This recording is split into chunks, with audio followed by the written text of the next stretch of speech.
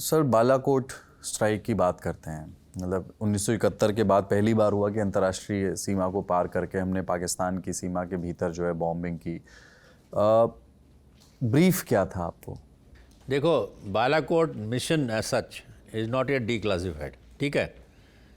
Mission क्या है, कैसे हुआ, कैसे है, कैसे एग्जीक्यूट किया गया, I am not going to tell you, but the target and clearance to engage was given by the political leadership. Obviously air force थोड़ी कर सकती है, तो वो जब आपको टारगेट देते हैं और देते हैं कि okay you can go and engage this target, so accordingly we prepared a plan to engage the target.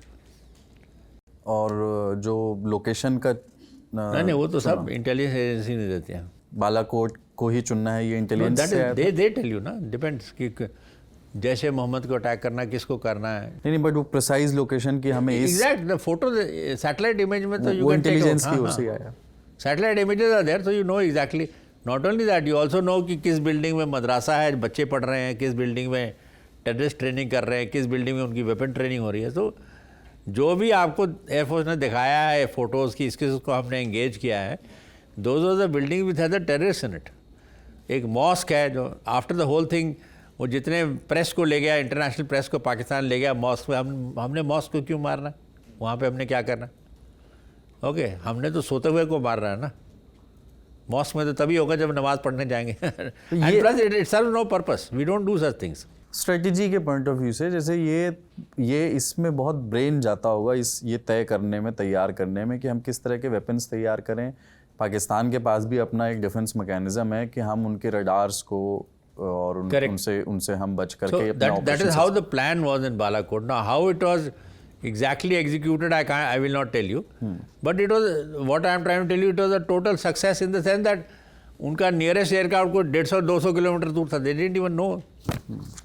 अब हमने क्या फ्लाई किया, हमने टैक्टिकली अपने आप को कैसे स्क्रीन किया, that goes into tactics which I don't think so have been declassified till now.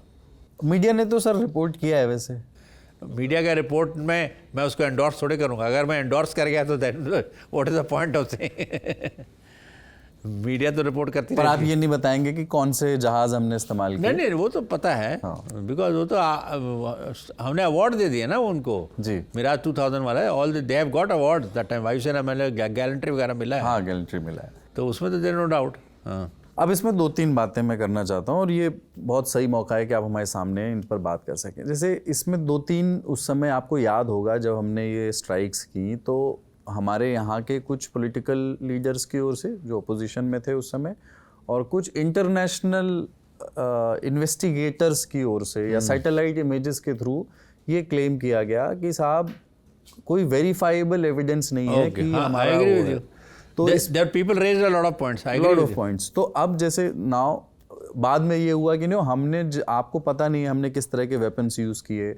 Spice 2000 की बात हुई कि वो एक ऐसा बॉम्ब है जो बहुत पेनिट्रेट करता है। वो ब्रह्मोस मिसाइल की तरह नहीं है कि एक जिसके बाद सैटेलाइट इमेजेस में इमारतों में बड़ी तबाही दिखे। आपको वो छोटे पेनिट्रेशन पॉइंट्स दिखेंगे जिसके थ्रू वो बॉम्ब अंदर गया और फिर फटा। तो उस पूरे नैरेटिव के टाइम पर ऑफ कोर्स आप मीडिया से बात नहीं कर सकते थे वो, बट नाउ अगर आप उसको एड्रेस करना चाहें तो। अगर आप अभी देखो सिंदूर के बाद चीफ और वाइस चीफ ने जो दिखाया है, I think the strike on Bahawalpur, जैसे मोहम्मद कैंप जी, उन्होंने दिखाया नहीं कि ये देखो होल तो सेम है। दिखाया है ना सिंदूर में? जी जी, the holes are the same. उस टाइम आप कह रहे थे कुछ नहीं हुआ, हाँ, है ना? तो इवन वी हैड, देखो डिपेंड्स करता है, आपके पास जो कमर्शियल इमेजरी है उसकी पर्टिकुलर रेजोल्यूशन होता है। जो होल है आपका 60-70 सेंटीमीटर जितने का होल है जो आपने बनाया है, तो you got to have imagery which is better than that. अगर आपकी 2 मीटर रेजोल्यूशन है तब तो आपको पता भी नहीं चलेगा होल कहाँ पे। Unless your imagery is 15 centimetre 20 centimetre, आपको ये नहीं पता चलेगा कि होल कहाँ पे है, you know exact dimension of the hole. तो question is, will we show you classified imagery just to try and win a brownie point? No, we will not. Commercial imagery पे इट वॉज क्लियरली विजिबल। जो hit points थे commercial imagery, you could easily see it. 2-3 चीज़ थी, एक तो commercially it was clearly visible, repair was clearly visible, उसके बाद वो रिपेयर हुआ, जो छत टूटे हुए थे उनका रिपेयर हुआ, और तीसरी बात चलो अगर हमने नहीं मारा, सपोज 40 दिन तक आपने किसी को वहाँ जाने ही नहीं दिया, किस लिए नहीं जाने दिया? वो कौन सा कोई न्यूक्लियर साइट है? वो तो आप मदरसा है ना, तो 40 दिन तक प्रेस को क्यों नहीं जाने दिया आपने? और जब जाने भी दिया तब आप कौन सा उस बिल्डिंग में लेके गए जिसमें हम कह रहे हैं हमने मारा? आप तो उसको उनको मॉस्क में ले गए, मस्जिद में ले गए ना, मस्जिद तो हमने मारा ही नहीं था। टोटल नंबर ऑफ बॉम्ब्स कितने ड्रॉप हुए? वो whatever, I will not tell you. हाँ, sir that you can do or whatever press report, I will not endorse it. 7 March 2019 को एनडीटीवी में एक स्टोरी छपी, in satellite images of Jaish e Mohammed camp after air strike and ISRO connection. इसके मुताबिक air force ने spice 2000 के penetrator variant का इस्तेमाल किया था। ये एक ऐसा बॉम्ब है जो किसी भवन की छत या दीवार में छेद करके अंदर जाता है, फिर ब्लास्ट होता है। डिजाइन, इसलिए जरूरी नहीं कि पूरी building. No no, it is design. देखो ऐसा होता है ना, दो किस्म के होता है। सपोज ये बिल्डिंग है and assume that it is 1 story और 2 स्टोरी व्हाटएवर। इसमें क्या होता है, अगर मैं बिल्डिंग तोड़ूंगा, all of us will not die, some people are here, there will lot of people will survive. Depend building किसके ऊपर कहाँ गिरती है, कोई टेबल के नीचे वो नहीं मरेगा। तो व्हाट इज आइडियल जो एमिंग और टारगेटिंग होती है ना, उसमें ये होता है कि आपको पता है कंक्रीट कितना है और उसको कितना टाइम लगेगा आपके बॉम्ब को पेनिट्रेट कर। ये फिजिक्स है, यू नो इट।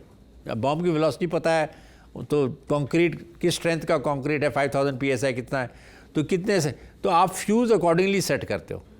इतने मिली सेकेंड बाद फटना है, 5 मिली सेकेंड, 10 मिली सेकेंड, जो भी है, depending on the size of the fuse.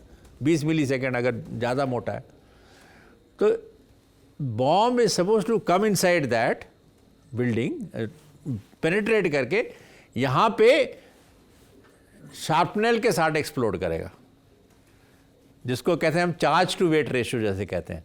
Charge क्या है? Explosive amount. वेट है total weight of the bomb.